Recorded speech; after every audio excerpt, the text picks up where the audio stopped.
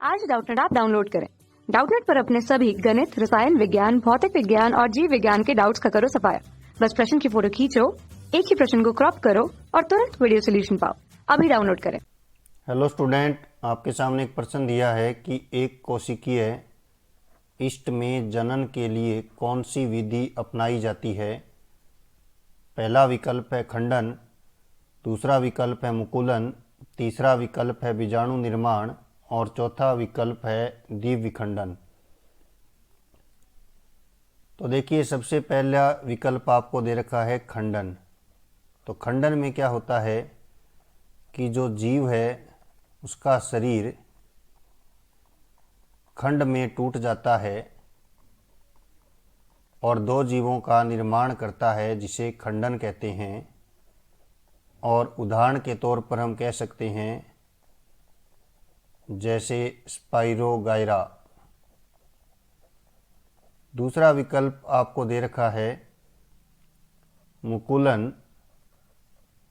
तो मुकुलन में क्या होता है कि मुकुलन जो है उसमें शरीर पर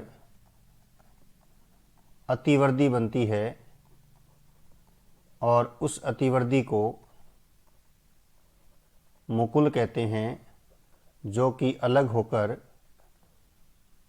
नए जीव का निर्माण करती है। उदाहरण के तौर पर हम कह सकते हैं ईस्ट।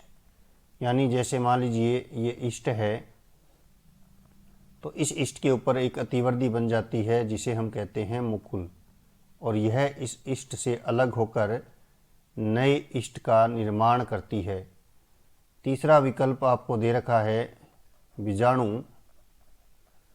तो बीजाणु जो होते हैं उनका निर्माण बीजाणुधानी में होता है और बीजाणु के द्वारा जो जनन होता है वह मुख्यतः कवक में होता है। चौथा विकल्प है द्विविखंडन। द्विविखंडन में एक कोशिका विभाजन द्वारा दो कोशिकाओं में बंट जाती है और द्विविखंडन अमीबा में होता है, और ये एक प्रकार का कोशिका विभाजन होता है जिसमें पहले केंद्रक और फिर कोशिका द्रव्य का विभाजन होता है।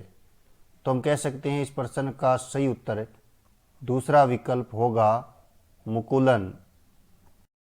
कक्षा 6 से 12वीं से लेकर नीट, IIT, JEE वो एडवांस के लेवल तक 1 करोड़ से ज्यादा छात्रों का भरोसा। आज ही डाउनलोड करें डाउटनेट ऐप या व्हाट्सएप करें अपने सारे डाउट्स 8400 400 400 पर।